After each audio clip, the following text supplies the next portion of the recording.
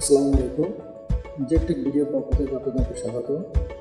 আজকে ভিডিওতে আমরা শিখব how to type in Bangla and English keyboard shortcuts in MS1। তো আমরা একটা ছোট্ট টিপসের মাধ্যমে কিবোর্ড শর্টকাট তৈরি করতে পারি আমাদের কাজে সুবিধার জন্য। তো চলুন টিউটোরিয়ালটা শুরু করা যাক।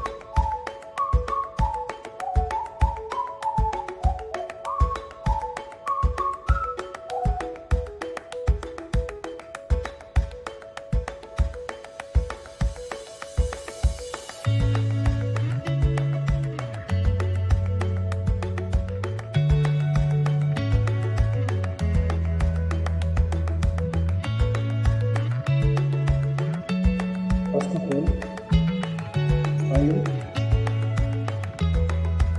option. Option is our general option for working with more.